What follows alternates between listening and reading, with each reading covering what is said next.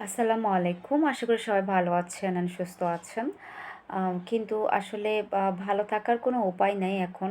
কারণ আমাদের কয়েকটা জেলাতে খুব মারাত্মক পরিমাণে বন্যা এবং অনেক ভয়াবহ পরিস্থিতি হয়ে গেছে অলরেডি। আমি আমি জানি যে আমরা যারা সুস্থ আছি অ্যান্ড আমরা যারা ভালো আছি, তারা অবশ্যই সেই জায়গায় যদি একবার নিজেকে চিন্তা করি তাহলে আসলে আমি বলতে পারবো না যে এটা আসলে কতটা কষ্টের এবং একটা ছোটো বাচ্চার ২ টা চোখ যখন এরকম আমি ওই ছবিটা দেখার পর আসলে আমার মনে হলো যে আসলে মানে কিছু একটা করা সবারই দরকার, সবারই এগিয়ে আসার দরকার। যেমন করে আমরা বাংলাদেশটাকে সেকেন্ডবারের মতো স্বৈরাচারীদের হাত থেকে রক্ষা করেছি। সেরকম যদি আমরা এরকম যে বন্যার হাত থেকে যদি আমরা তাদেরকে একটু রক্ষা করতে পারি, যারা যাদের বাড়িতে কখনো পানি ওঠার কথা না, তাদের বাড়িতে পর্যন্ত পানি উঠে গেছে। এখানে আসলে আমাদের আ যেটা করার দরকার সেটা হচ্ছে প্রথমে তো অবশ্যই দোয়া করতে হবে যেন আল্লাহ আমাদেরকে রক্ষা করে এবং আ যার যেরকম সামর্থ্য সে অনুযায়ী চেষ্টা করতে হবে সাহায্য করার। এটাই হচ্ছে ১ম আমাদের কাজ। আর যারা আমরা যেতে পারছি না আমাদের আলহামদুলিল্লাহ সামর্থ্য থাকা আ আমি যতটুকু পারি সাহায্য করার চেষ্টা করব ইনশাআল্লাহ। কিন্তু আমি হয়তো ফিজিক্যালি সেটা যেতে পারব না। কারণ আমার আমার সেরকম কোনো ওয়ে নাই। যদি ওয়ে থাকতো আমি অবশ্যই যেতাম এবং আমার যাওয়ার খুবই ইচ্ছে ছিল এবং আমি চেষ্টা করতেছিলাম যে আসলে যাওয়া যায় কিনা।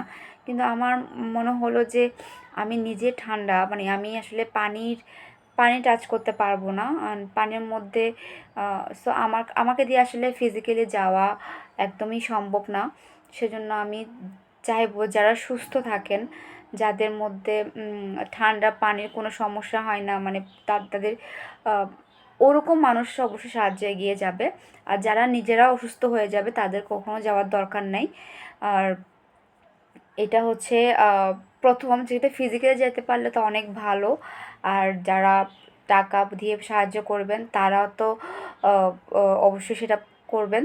অ্যান্ড আমি খুব করে চাচ্ছিলাম যারা ঘরে বসে আছে আমরা মায়েরা যদি একটু দোয়া করি তাহলে অবশ্যই এটা থেকে আমরা রক্ষা পাবো। কারণ হচ্ছে আমরা জানি মায়ের দোয়া কখনোই বিফলে যায় না অ্যান্ড কখনো যাওয়ার কথাও না।